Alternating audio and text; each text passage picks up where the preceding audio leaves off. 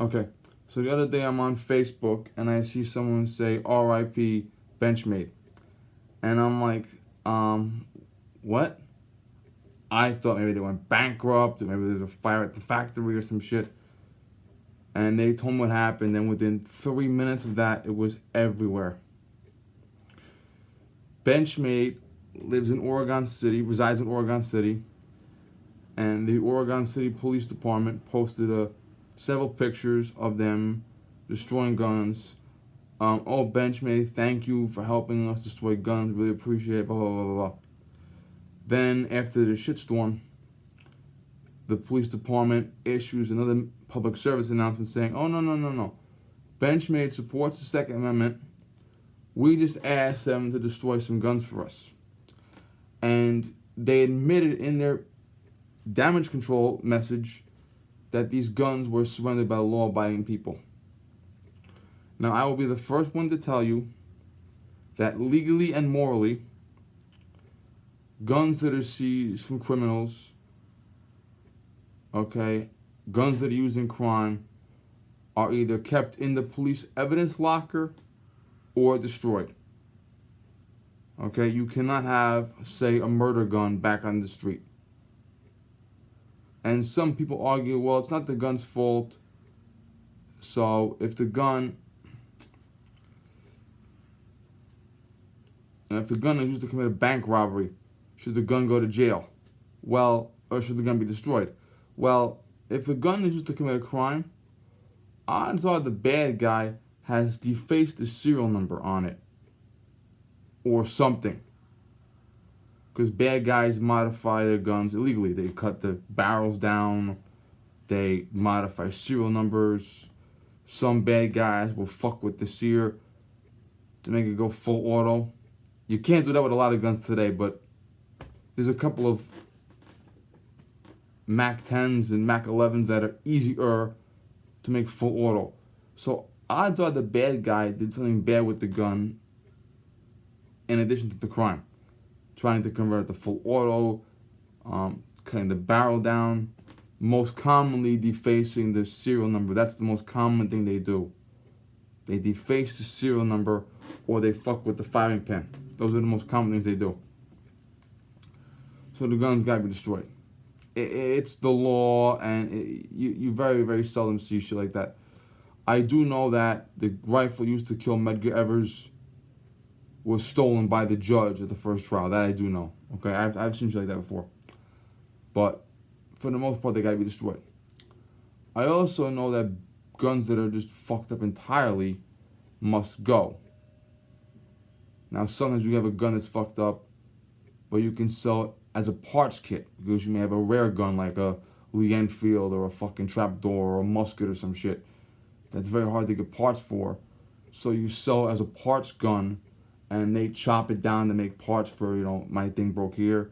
Also, Eric, my Iraq veteran, before he went to the army, he used to go to the broken bin box and he used to buy 5 copies of a rifle, and this was broke here, that was broke there, this worked but that didn't, and he would take them apart and mix and match, and he would get 2 good rifles out of 5 broken rifles. Okay, people do that shit.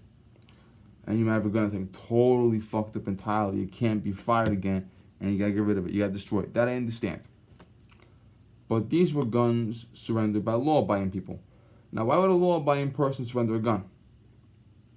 Well, sometimes someone passes away. And my uncle that died, my aunt was looking in the apartment and she found 3 rifles. And she did not care for guns, so she gave them to his son. So you have guys that drop dead and their grandkids inherit their guns, and the grandkids are like, well, I don't like guns, I'm gonna get rid of them. Bring them to the police department, right? Now, when the instructor that taught me, and he taught generations of gun owners in my hometown, he was like a second father to my FFL. When he died, my FFL went to his house, took all of his guns. I already had 14 long guns and 9 handguns. And the FFL, I wasn't there when it happened, but the FFL brought the guns to the range, and he sold the guns off.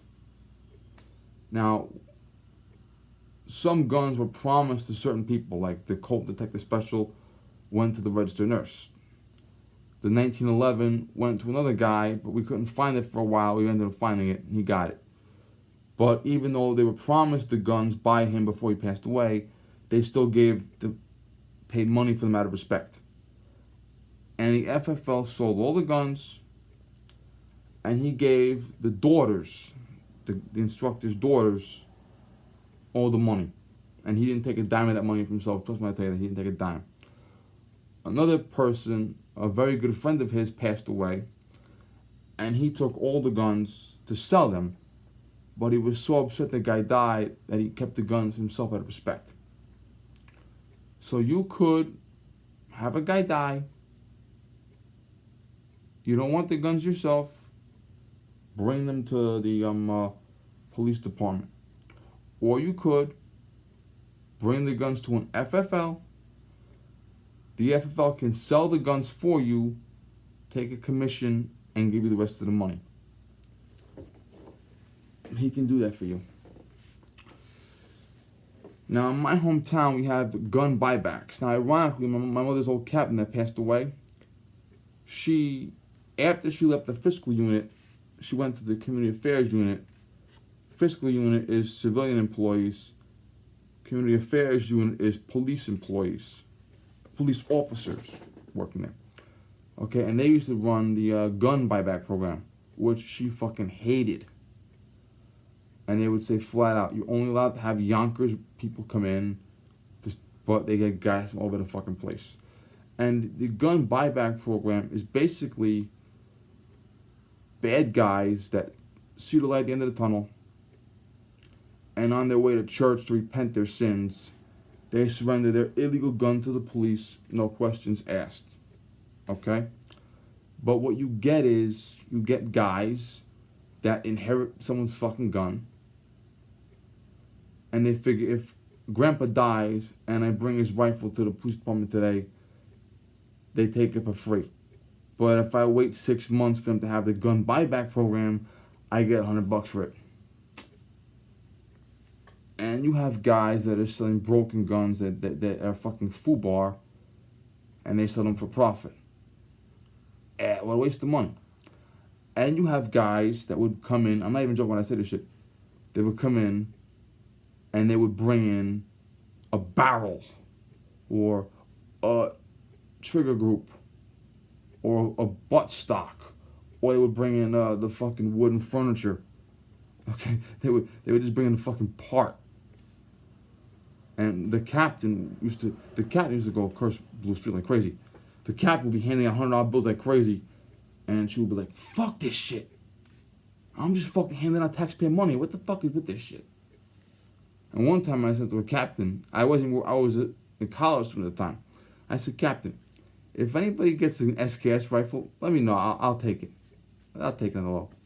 But they didn't get they got nothing.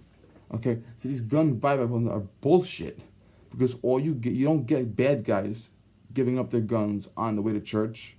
You get guys that have pieces of shit guns they can't get rid of, and they give me $100. That's the law. $50 for this, $100 for that, no questions asked. So you're getting fucking broken shit. And at the end of the day, you got a pile of junk metal. And that's your tax dollars. Fuck. Boom. Okay? Now, in theory, if you have guns, and the police department's policy is we don't sell guns, we destroy guns, fine. Now, the police department cannot change a law, but they can change their policy. And they change their policy by the commissioner sitting at the table with all of his administrators, his captains, his chiefs, his lieutenants, all of his top dogs, and they discuss policy changes, okay? You can change the policy in-house, okay? And the policy could be, you can change this tomorrow. The policy could be, when people surrender guns, we bring them to an FFL. The police cannot sell the guns. But the police could legally bring the gun to an FFL, and if the gun is worthy, the FFL can sell the gun, take a percentage for himself, and give the rest of the money back to the police department.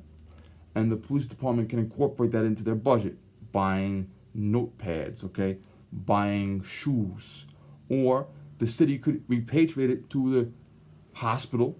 The city could repatriate it to the school district. Okay, they can't put it in their pocket. You know, if you're a cop and a guy surrenders a gun to you, and you give it to an FFL, and FFL sells it, he can't give you the money, but he can repatriate it to the public good. They can donate it to charity. Is there a fucking cancer hospital nearby? Okay, they can give it to the Girl Scouts. Okay, they can donate it to charity. That is legal.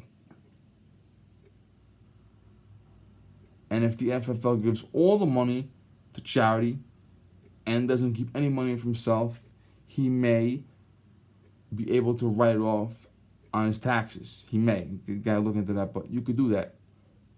Okay, and you look at Eric and Barry and now Eric and Chad, they would have police trade-ins, which is mostly the police department has old shotguns.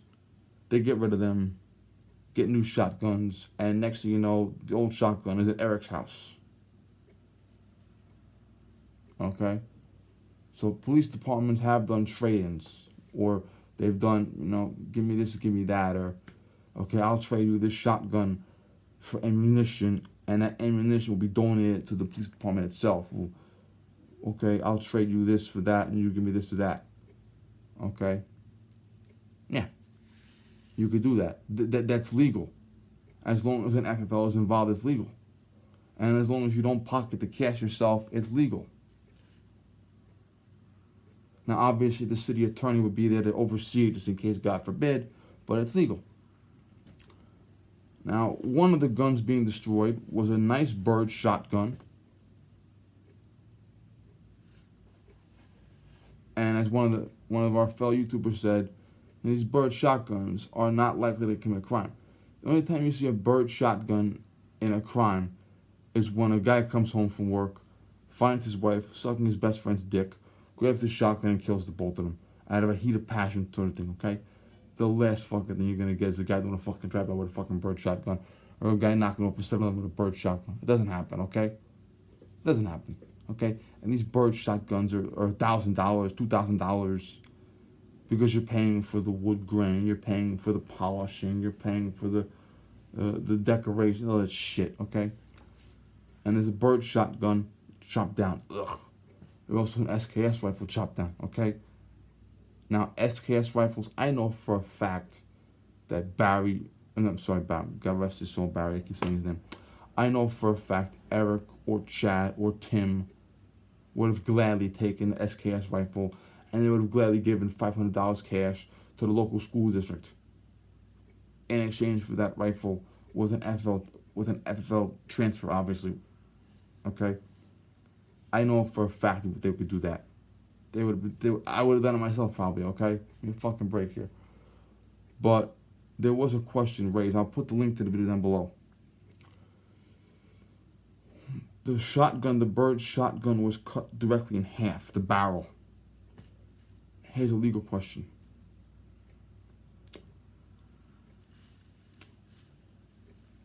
The ATF did not make NFA. NFA came into being in 1934. ATF was in the 70s. But the ATF inherited it now. And the ATF is basically an extortion ring. And they're funded by Eric and Chad. That's where the budget comes from. Okay? You can't do this, but give me $200. I will put you in prison for 10 years unless you give me $200. Okay? Give me a fucking break here. But they do make the rules, even if you don't like it. And right now, the rules say if you take a shotgun barrel lower than 18, rifle barrel lower than 16, but the gun can still function, you have a problem. Now, that shotgun had the barrel chopped off. I could have taken the shotgun, put it in, and fired.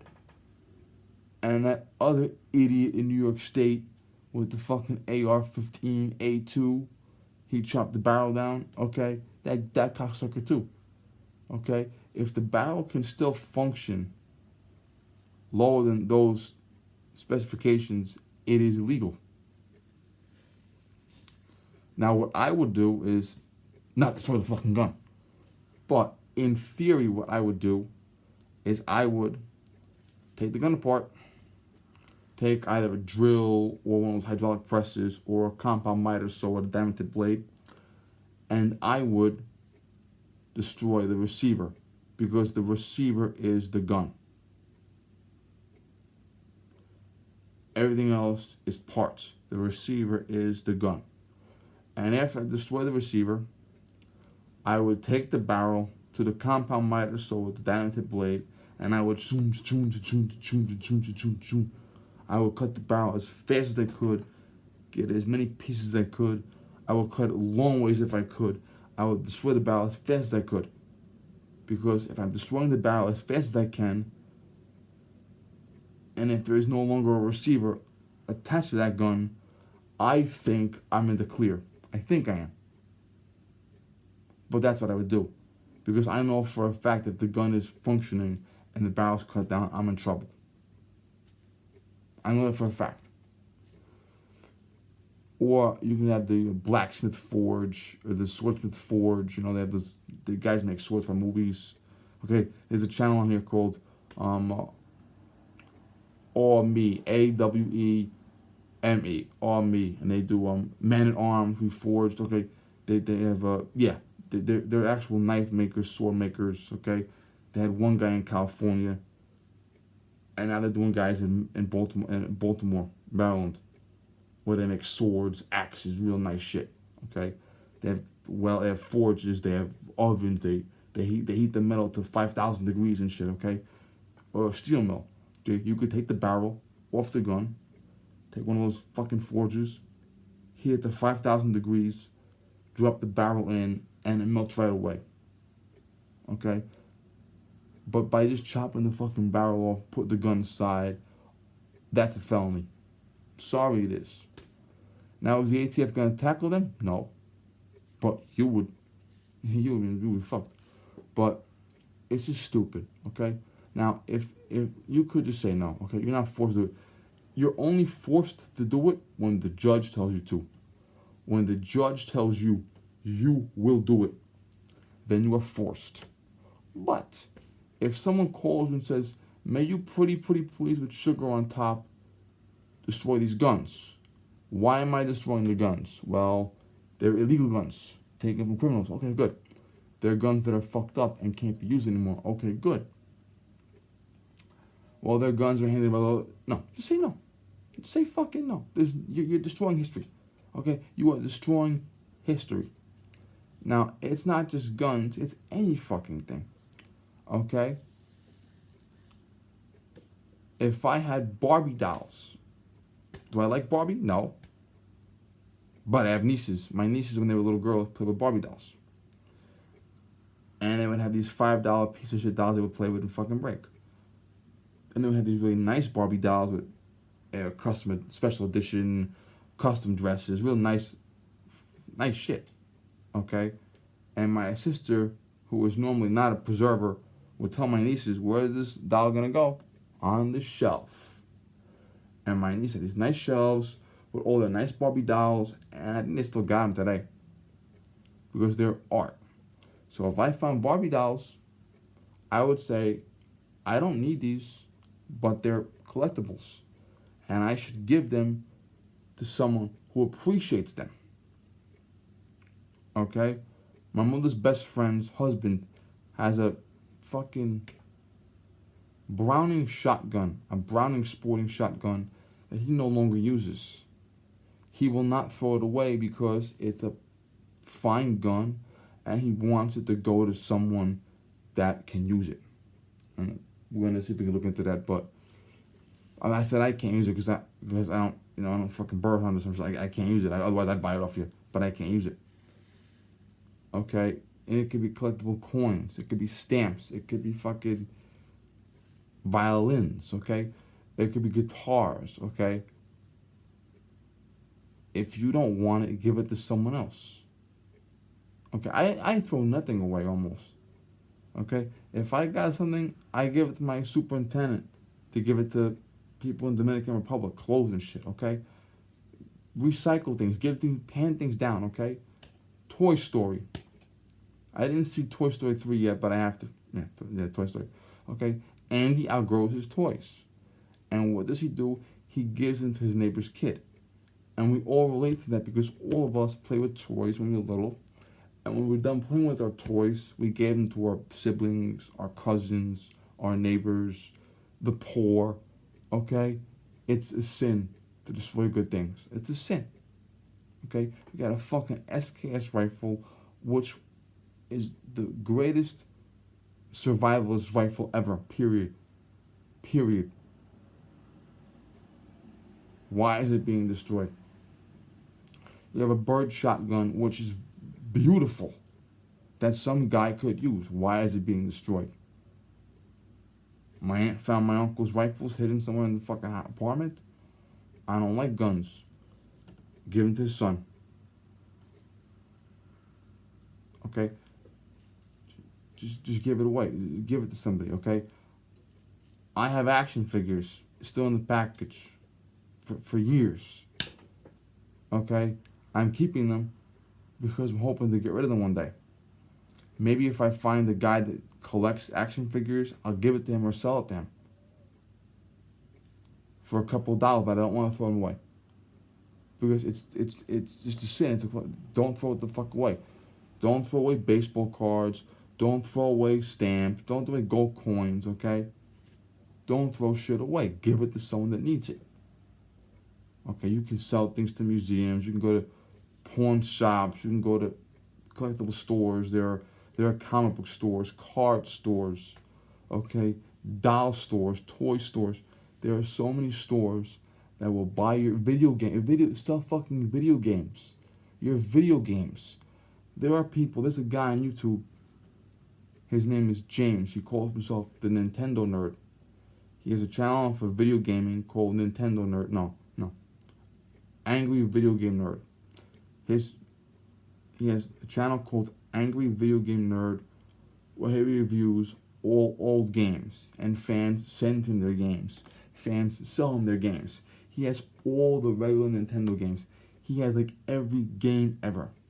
He also has a channel called Cinemassacre in which he reviews horror movies. He has seen every horror movie that is still in existence, okay? There's some horror movies that from the silent era that are gone now that he has not seen.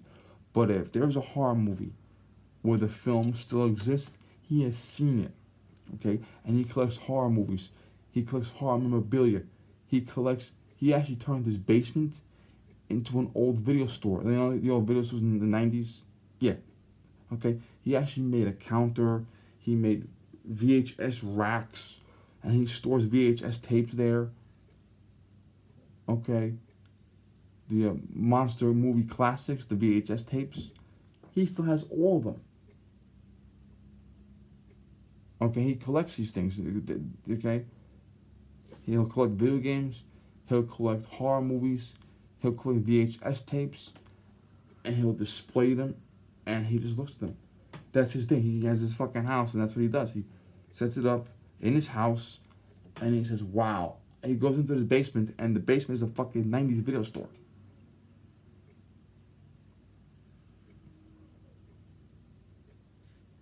Okay? You have a video game you don't like, he'll take it from you. He'll give you a couple dollars for it. He'll review it he'll thank you on his channel. Okay? But it doesn't look good in the Second Amendment community. Because a lot of knife guys are gun guys, and a lot of gun guys are knife guys. That's the way it fucking is. Every gun guy has a few knives. Every knife guy has a few guns. Truth. Truth.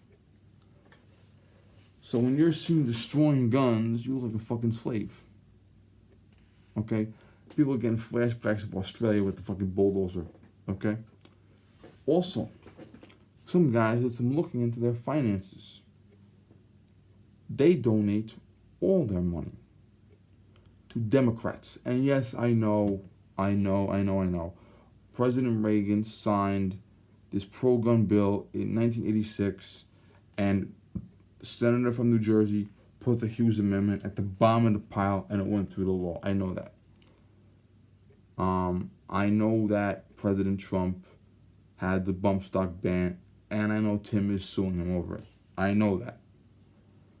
But by definition, 9 out of 10 anti-gun politicians are Democrats. That's the truth. Okay? There are no more Kennedy Democrats. They're all fucking dead. Okay? The Democratic Party today is fucking lost. Yeah, this is not a political video, supposedly, but the Democratic Party is lost, okay? More than half the Democrats in Congress support the Maduro regime in Venezuela. Every Democrat running for president next year has admitted they are a communist. They've admitted it. Okay? Most Democrats hate Jews. All Democrats hate Israel. Okay?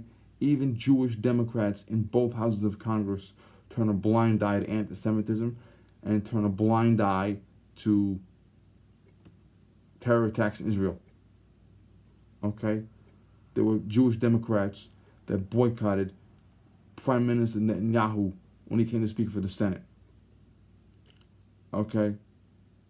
The Democratic Party in the 2012 election booed God and booed Israel. They booed them. Okay? Probably every Democrat in the Senate led a lynch mob against a sitting federal judge last year. Okay? This Democratic Party is unhinged. Okay? I don't think there are 3 patriotic Democrats in the entire country. There, I said it. And you're giving all your money to Democrats? Seriously. If you gave your money to Democrats 50 years ago, I wouldn't have cared. But now, in this day and age, you give your money to Democrats. So, and I have one Benchmade that I used to save a man's life. They discontinued it, and I started designing a replacement for it. That replacement launches next week. It's coming next week, that replacement. Yes, I will review it here. I'll show you when I will demonstrate for you, okay? But that's it. I will not give my money to Benchmade. And put it this way, Benchmade knives, $100 for this, okay? You could buy 3 cold steel knives, 3 CRKT knives, or you could buy 1 cold steel knife, 1 CRKT knife, and 1 Kershaw knife for the same price as 1 Benchmade knife, and have 3 knives. Benchmade wants $120 for this fucking knife. Why? Why the fuck is it? I got my fucking CRKT Pilar by Jesper Voxnes. Okay, $25. Strongest knife in the drawer. Okay, so why the fuck is Benchmade charging this outlandish amount of money for a fucking knife anyway? Well, you know what? I don't gotta worry about that now, because you're seen on TV, on camera, sucking dick, okay, and you're donating money to politicians that call for Israel's destruction. Fuck you.